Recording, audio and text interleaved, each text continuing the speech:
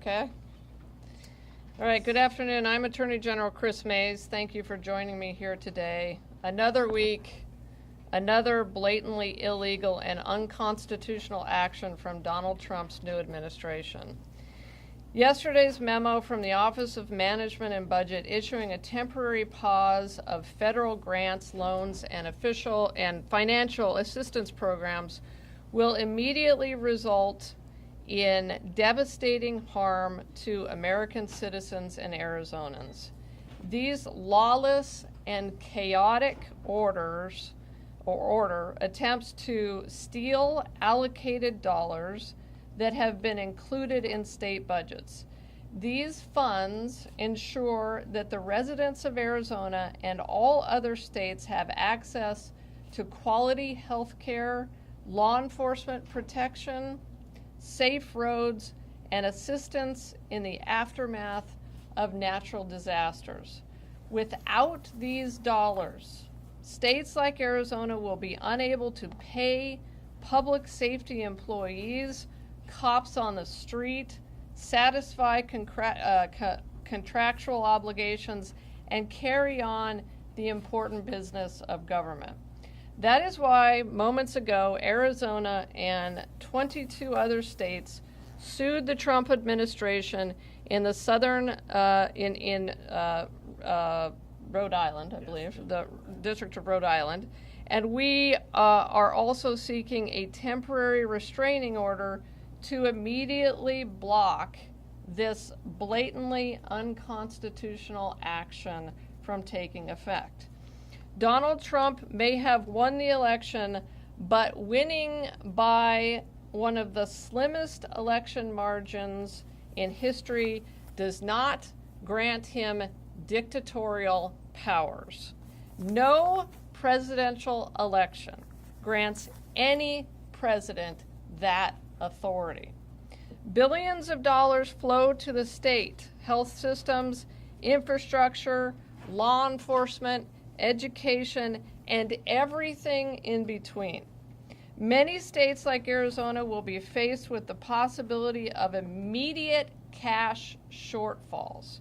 This will impact our ability to protect our residents and conduct basic everyday programs like funding for health care and food for children. If this order is allowed to stand, rural health care and hospital systems will collapse, and children will go without school meals, the only meals that some children get on a daily basis. Donald Trump is attempting to illegally implement his radical Project 2025 agenda with catastrophic results. We will not allow him to do so.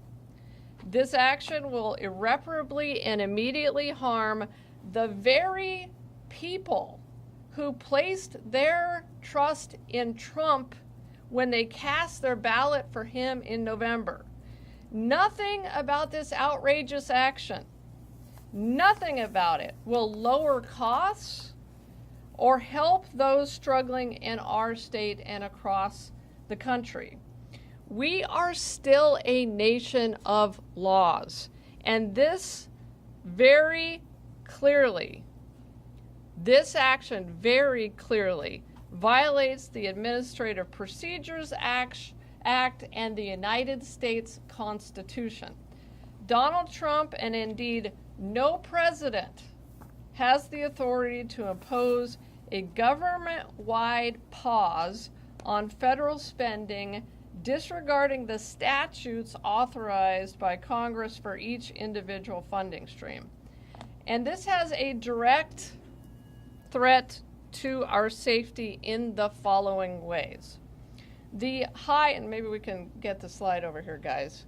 The high intensity drug trafficking area, HIDA program, which my office partners with alongside federal, local, and tribal law enforcement, plays a critical role in combating the fentanyl crisis faced by our state. Just last night, in fact, agents collaborating through HIDA seized 500 pounds of methamphetamine, Without the flow of federal funding, those 500 pounds of meth would have ended up on Arizona's streets. We seized over 420 pounds of fentanyl with our HIDA partners last year alone. 420 pounds. We have 27 HIDA initiatives. Maybe we can go to the next slide. We have 27 HIDA initiatives in the state of Arizona, which are drug task forces stationed in Arizona doing direct battle with the Mexican drug cartels. Trump just defunded our HIDA initiatives, which are our front line against these dangerous drug traffickers. Without this funding, Arizonans will be in danger. And I think we have to note the fact that Donald Trump wants to declare these drug cartels terrorists in one breath, and in the next breath, he is defunding our efforts to bring those drug cartels down. That is outrageous.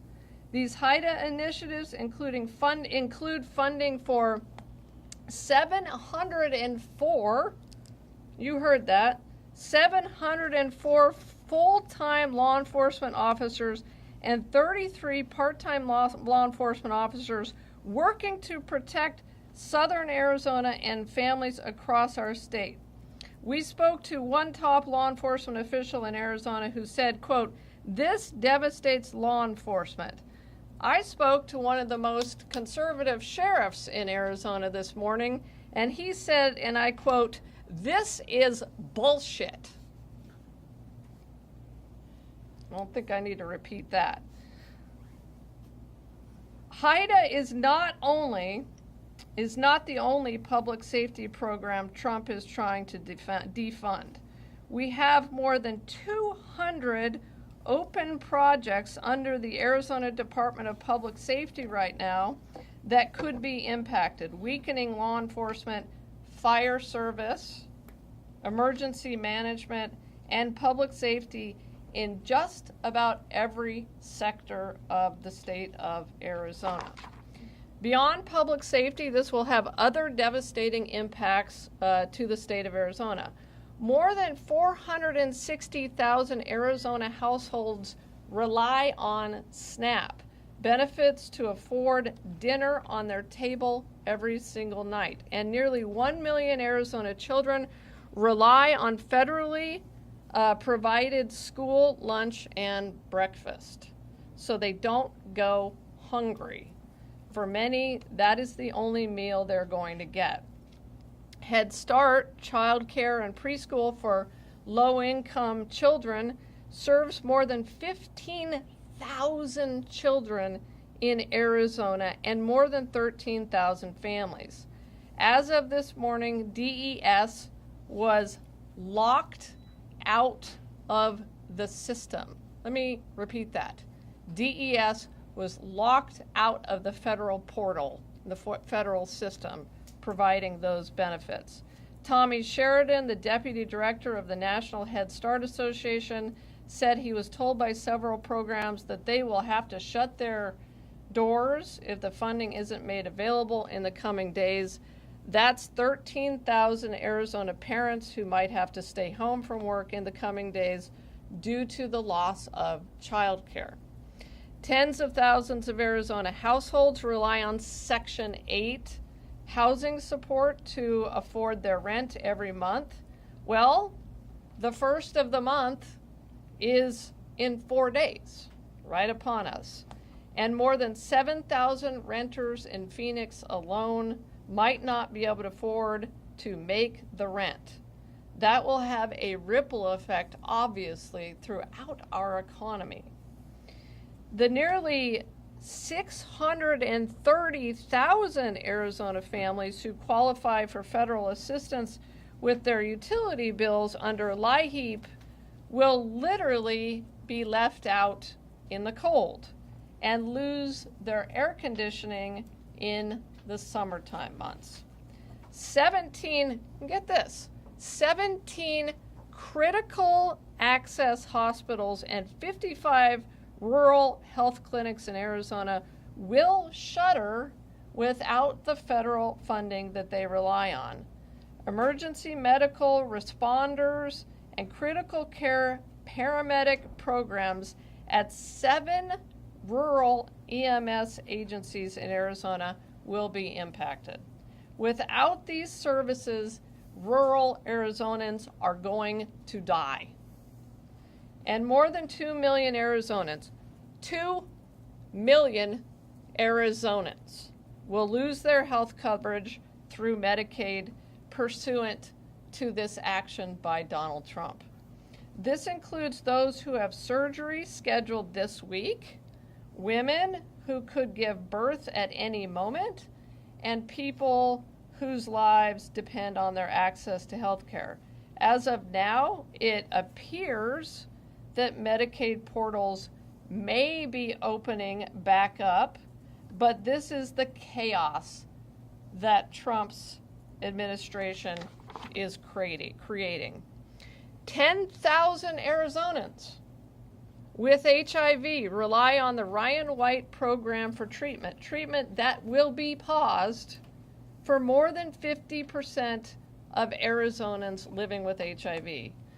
And again, confirmed this afternoon, DES is unable to draw down federally appropriated and awarded funding from the payment management system, which contains all funding from the U.S. Department of Health and Human Services and the U.S. Department of Labor. Approximately $200 million is inaccessible currently.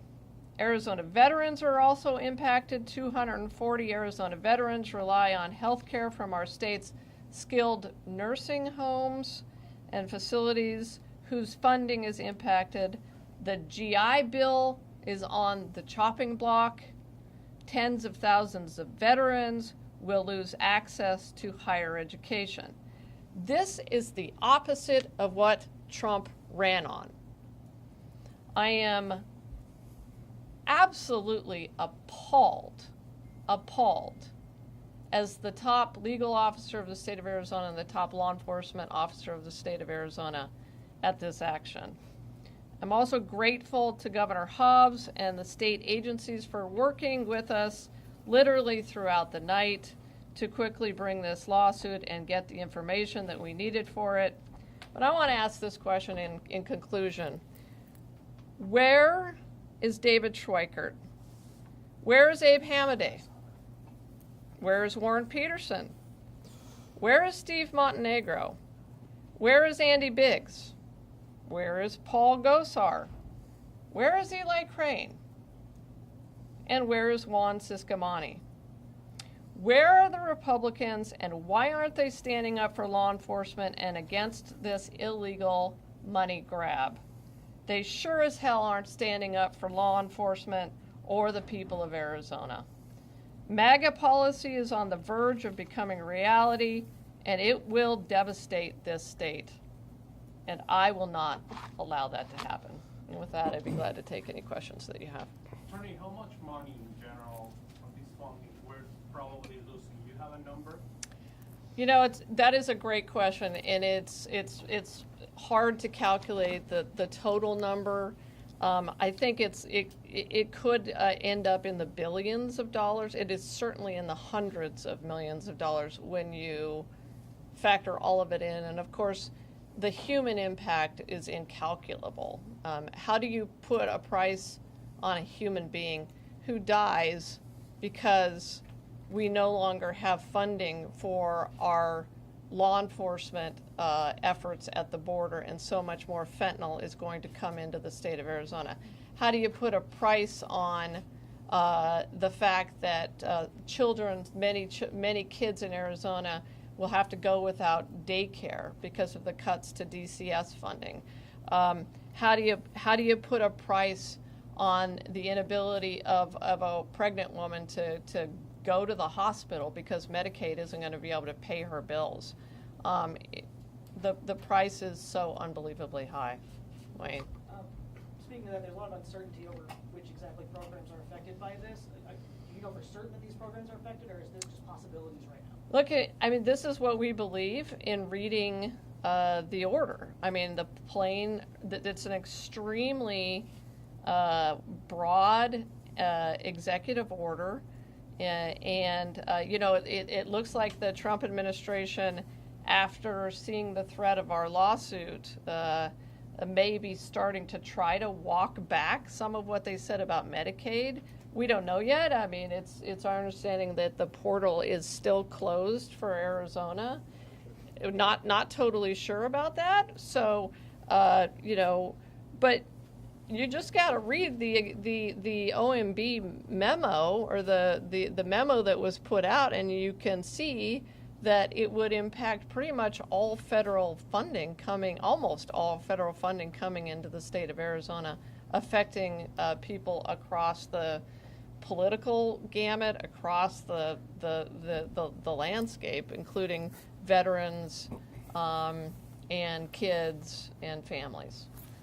You know, as of now, what agencies, just to follow up on that point, have reached out to your office and said our funds are frozen right now, we don't have access?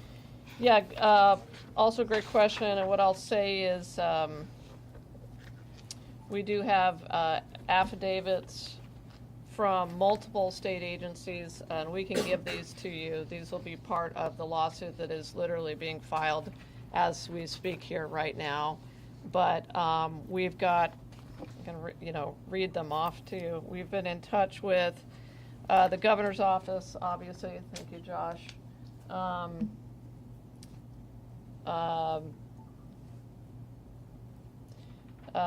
Department of Vets Services, the Department of Health, Department of Economic Security, and Access all have been in touch with us and have been impacted, are being impacted. This is Josh Bender, my Solicitor General. Josh, if you want to come up and sorry for the opinion. speak. Those are all offices that have signed declarations. And that's what I have in my hand. As of this morning, saying that they were unable to access the portals. Right. Stacy. Can you speak more to the specifics of the legal claims that you were making? What about this action, well, the memo, because it hasn't even gone into effect yet, right, until 3 o'clock our time? Well, no, actually, no. It went into effect this morning, Okay. believe it or not. No, that's what the memo said, but our agency started to have trouble accessing the portals this morning. So it actually went into effect before they even sent it, well, they sent it out last night, but it went into effect before they said it was going to go into effect. Okay. But So can you speak more to the, it sounded like the Administrative Procedures Act you think Yeah. is being violated, like what is that, and then also what is the constitutional violation? Right. So the constitutional violation is that Congress has already, so there's a separation of powers argument here. Congress has already appropriated these monies, and the president does not have the unilateral authority, really dictatorial authority, to countermand and override what Congress has already authorized through law. And so these are funds that were authorized by Congress, and that Donald Trump just decided to shut off. He sort of turned the spigot off on his own. That is not the way it works in our country.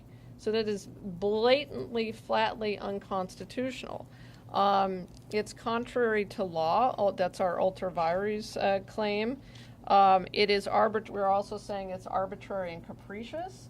This was done without any explanation, without any reasoning, essentially, without any legal predicate or argument, and then I would say, yes, under the Administrative Procedures Act, that requires the government to go through certain procedures and rulemakings, et cetera, before they make these kinds of sweeping decisions. Josh, would you add anything to that? Okay. I passed my test. The Associated Press just reported that a federal judge is blocking the loan ban. Does that change anything for your lawsuit here? So that may be coming from there was another case filed by some nonprofits. I know that judge was meeting at 4 p.m. I haven't had a chance to read it. I don't know if it covers everything that we cover in our lawsuit, but we're certainly going to take a look at it. It was related, and it was done on behalf of nonprofits. The state AGs are acting on behalf of states and all of the funding coming to our states. Talking about the constitutionality of all of this, to my knowledge, the administration hasn't said that this money is going to disappear. Their argument has been that this is a pause as they look into all of this. Does that change your constitutionality argument? No, I don't think it does. I mean, obviously, a pause in practice is a ceasing, or as I say, a stealing of the money, right? The money was flowing. We had a portal that we were accessing under the law. I mean, let me put it this way.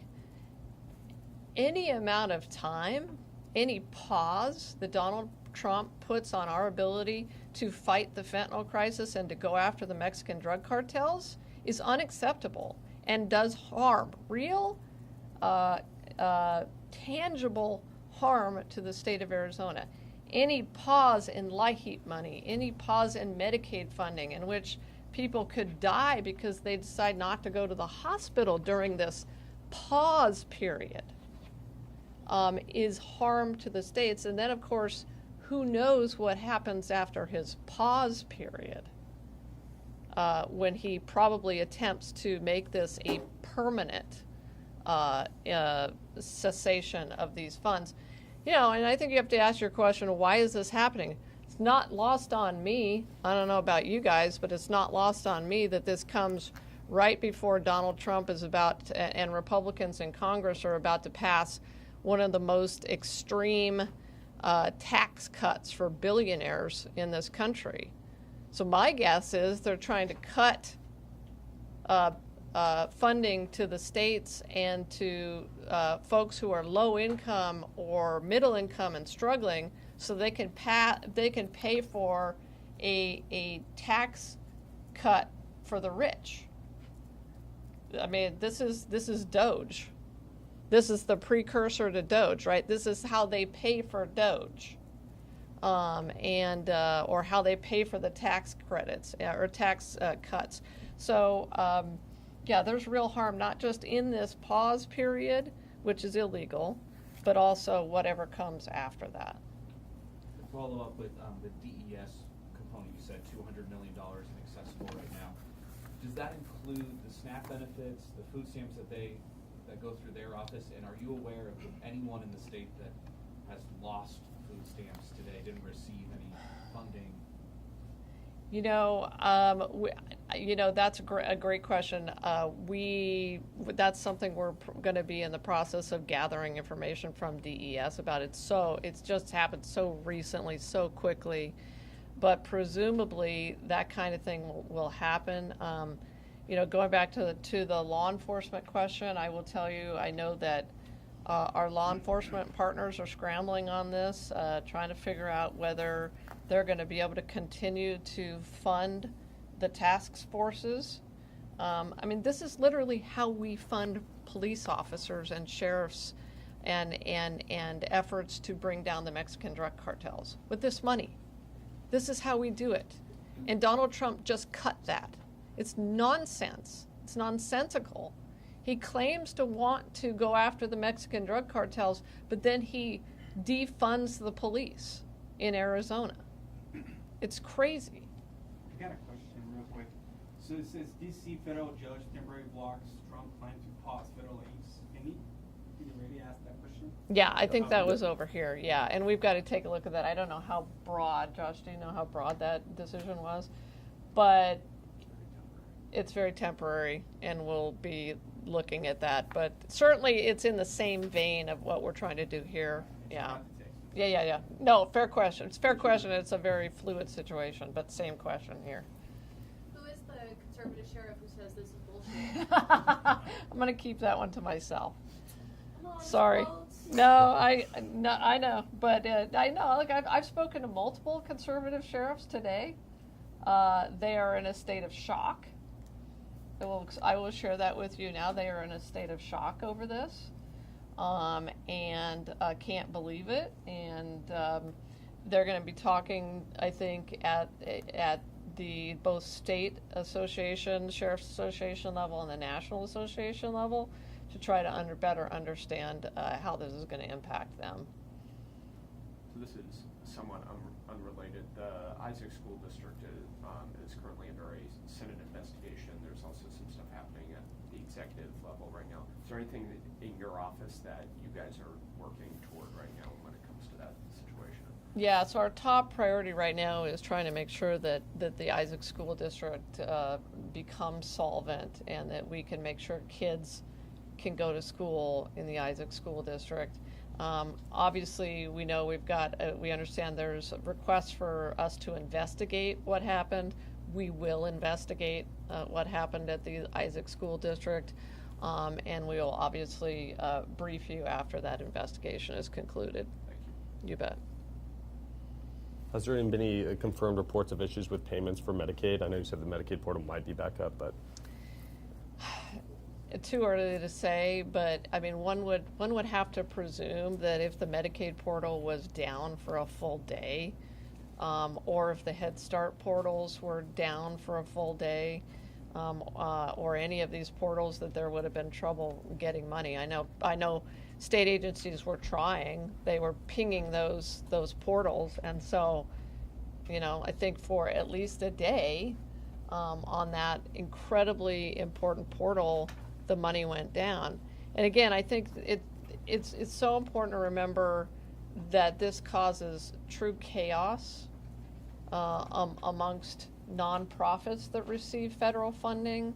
It causes chaos, amongst law enforcement who don't know whether they're going to be getting this funding in the next days or weeks, and it causes law enforcement to have to take their eye off of the ball when we're trying to fight the drug cartels. So none of this is helpful.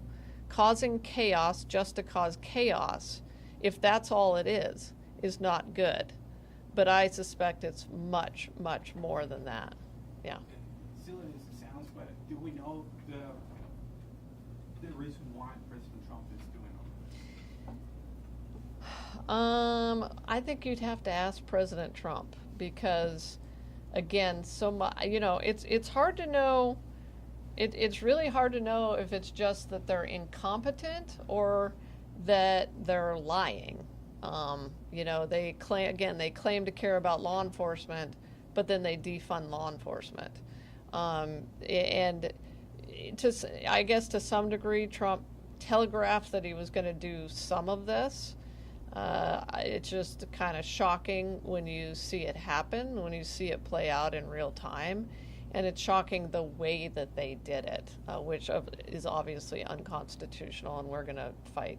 And so then that's the reason why the law enforcement are reacting this way too as well. Yeah, I mean, I think law enforcement just wants to do their jobs. Law enforcement wants to be able to seize fentanyl, seize meth, go after the drug cartels, deal with the border situation. Our nonprofits, our communities, our schools just want to be able to provide an education.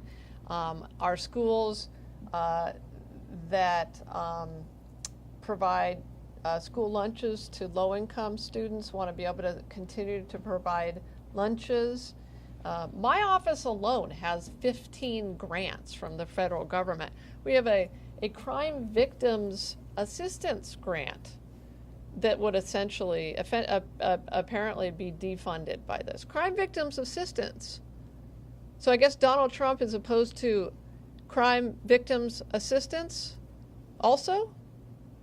In addition to the HIDA grants that I was talking about? Is that it? Donald? Is that what you're saying? You're opposed to crime victims assistance? Again, I could go down the list, but it is stunning, staggering, unconstitutional, and we will fight it tooth and nail. Can I just ask one more question? What's your interpretation of the clarification the White House offered, saying any program that provides direct benefits to individuals is not subject kind of to this pause. What does that mean for you in terms of the agencies that would be infected? Will you say that one more time? The clarification the White House offered with all this confusion is that any program that offers direct benefits to American citizens won't be impacted by the pause. Again, I'm not sure what to believe from them.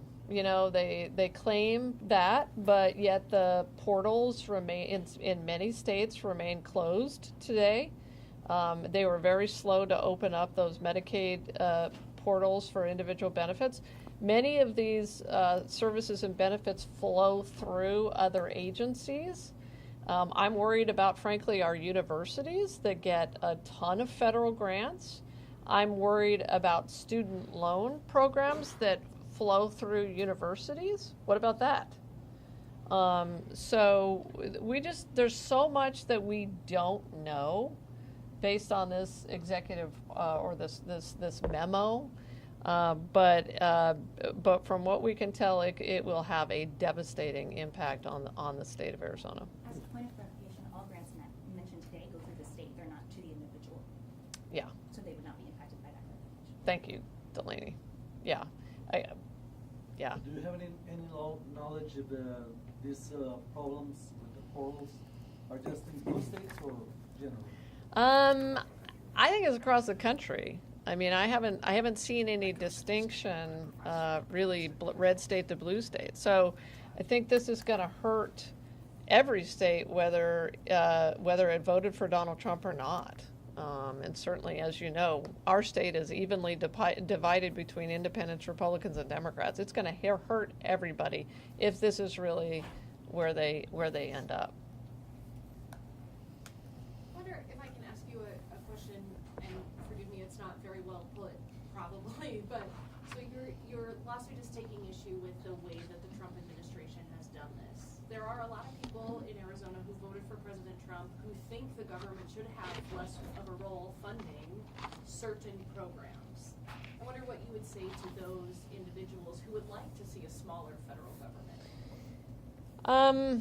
Well, I guess I would say that there is legally a process that has to be followed in order to defund programs. So, under the incredibly improbable scenario in which somebody thought that we should be spending less money to go after the Mexican drug cartels, then they would need to get Congress to agree to that. If somebody thinks that we should spend less money on Medicaid and on helping kids not be hungry at schools, then they have to go through Congress first and get that law passed. It can't be done by a man who has decided that he wants to be a dictator on apparently days 1, 2, 3, 4, 5, 6, 7, and 8, and 9, if we're on the 9th day. And I got some of my special agents standing outside. Jim Cope is the head of my police force here at the AG's office. One of the things, and some of our guys working on Medicaid fraud, efforts to root out Medicaid fraud and to address the sober living home crisis, we don't know whether or not this action would defund what's called Mafuku. Did I pronounce that right, Danny? Mafuku, which is the Medicaid fraud unit agencies, and they delegate those responsibilities to some states like Arizona. We have a very, very robust, successful Medicaid fraud investigative unit here at the AG's office, and as you know, we prosecute a lot of Medicaid fraud and medical fraud. And apparently, this would defund, it looks like, potentially, it could defund Medicare fraud prosecutions and investigations. And let me tell you, that is the last thing we need in the state of Arizona when we are rooting out so much fraud in the access system right now. So, okay, we'll leave it at that. Thank you guys. Appreciate it. Good to see you guys.